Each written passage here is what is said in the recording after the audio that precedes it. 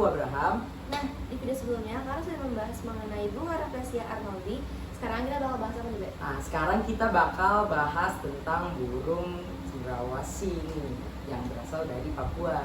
Nah, siapa sih yang gak kagum sama burung satu ini? Para bulunya yang indah sampai dunia itu mengenalnya sebagai bird of paradise. Bener banget. Tapi di balik keindahannya itu, burung cendrawasih punya makna yang lebih dalam, yaitu simbol budaya, identitas masyarakat Papua, sekaligus bagian penting dari keanekaragaman hayati Indonesia.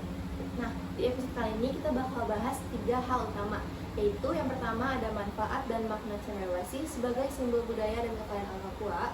Lalu yang kedua itu ada upaya pelestarian yang dilakukan baik di alam aslinya, yaitu in situ, maupun di luar habitat, yaitu ex situ.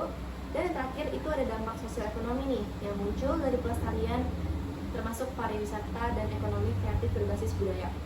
Oke, kalau gitu kita mulai dari yang paling pertama tentang manfaat dan makna cendrawasih bagi masyarakat Papua dan Indonesia. Jadi sebenarnya manfaat dan makna cendrawasih itu apa sih, Cil? Nah, sebelum ke manfaat dan makna dari burung cendrawasih itu kan bukan hanya burung cantik. Dia itu memiliki nilai simbolis yang sangat tinggi, Be. Jadi bagi masyarakat Papua, burung cendrawasih itu sebagai lambang kesucian, keindahan, dan kedamaian. Tapi benar juga sih, dalam banyak upacara adat, burung cendrawasih ini sering dijadikan inspirasi tarian dan simbol kemuliaan. Bahkan ada tarian khas yang bernama tari cendrawasih nih, Cil, yang meniru gerakan lembut dari burung cendrawasih saat menari di udara. Nah, ternyata lebih dari itu, cendrawasih itu memiliki simbol identitas Papua. Dari warna-warninya yang beragam itu menggambarkan keragaman budaya dari suku-suku Papua yang hidup berdampingan secara harmonis. Oh gitu. Tapi benar juga sih, selain jadi kebanggaan budaya, secara ekologis cendrawasih ini juga berperan penting dalam menjaga keseimbangan ekosistem nih, Cil. Mereka membantu penyebaran biji dan penyerbukan di hutan-hutan Papua. Jadi selain indah, mereka juga punya fungsi biologis yang vital nih, Cil. Jadi bisa dibilang cendrawasih ini tuh perpaduan antara simbol budaya dan simbol kehidupan alam. Bener banget.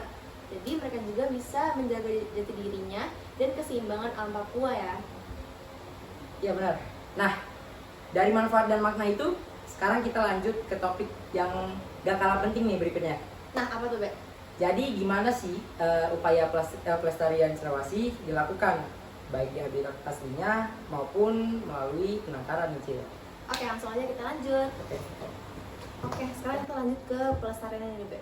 Oke, jadi upaya pelestarian cendrawasih ini dilakukan dengan dua cara nih. Dengan dua caranya itu ada apa aja? Nah, yang pertama dari in situ dan juga ex situ. Kalau dari in situ sendiri? Nah, kalau in situ ini pelestarian langsung di habitat aslinya nih. Nah, pasti ada contohnya kan? Contohnya itu apa aja, Be? Ada. Jadi ada contohnya di Cagar Alam Pegunungan Arfak dan Taman Nasional Wasur. Kalau di Cagar Alam Pegunungan Arfak, upaya pelestariannya seperti gimana? Nah, jadi masyarakat adat ini bekerja sama menjaga hutan tempat cendrawasih hidup. Mereka membuat aturan adat untuk melarang perburuan dan perdagangan buru-burung. Jadi hukum adat ini tuh sebagian dari konservasi ya? Bener banget.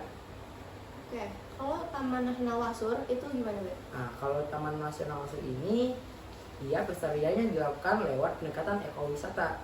Jadi pengunjung bisa melihat langsung keindahan burung-burung di habitat aslinya sambil belajar menghargai alam. Jadi dari kedua tempat itu pasti ada hal menariknya, Be?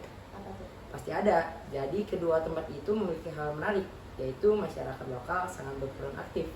Mereka jadi penjaga hutan, pemandu wisata, dan juga pendidik bagi pengunjung. Jadi bukan hanya tugas ilmuwan ya yang harus melestarikan, tapi warga setempat juga harus berperan aktif. Bener banget. Nah, kalau tadi in situ udah dijelasin, kalau ex situ itu gimana, Cil? Kalau ex situ sendiri itu pelestariannya itu di luar habitat aslinya, Be. Jadi seperti dilakukannya penangkaran cendrawasih di Manokwari. Jadi di sana itu para peneliti dan masyarakat lokalnya itu bekerja sama untuk mengembangbiakan burung ini secara alami dan aman. Tujuannya ya supaya populasinya itu tetap terjaga dan bisa dilepas kembali ke alam liar. Gitu. Nah, menariknya lagi itu ada program penangkarannya juga, Be, yang melibatkan anak muda di Papua. Jadi mereka juga belajar mengenai konservasi, penelitian, dan cara menjaga alam dengan ilmu modern tanpa meninggalkan nilai-nilai adat. Wah, keren banget ya. Jadi pelestarian ini bukan cuma soal melindungi hewan loh, Betul, tapi juga berbudayakan manusia yang hidup di sekitarnya. Oke. Oke, sekarang kita bakal masuk ke bagian terakhir, yaitu dampak sosial dan ekonomi dari pelestarian cendrawasih.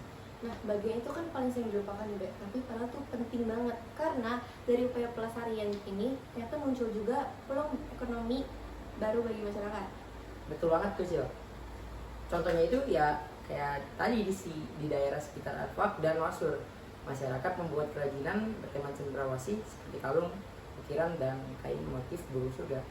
Jadi selain itu juga muncul sektor ekowisatawan. Jadi wisatawan juga bisa datang dan melihat langsung cendrawasih menari di hutan, belajar tentang budaya Papua, dan membeli produk kreatif lokal. Berarti dampaknya lumayan besar juga ya? Iya, karena dapat menghasilkan.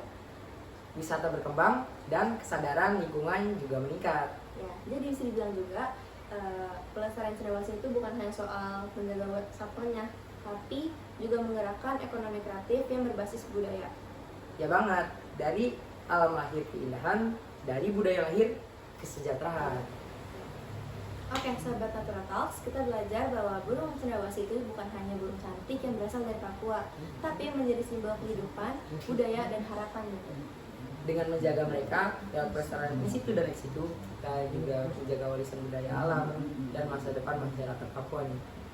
Jadi semoga kita bisa ikut berperan aktif dari hal sekecil apapun untuk menjaga keindahan alam di Indonesia. Iya, bener banget. Mungkin segini aja episode dari kami. Sampai jumpa di episode berikutnya. Jangan lupa untuk menjaga alam, cintai budaya, dan terus jadi bagian dari perubahan positif. Sampai jumpa.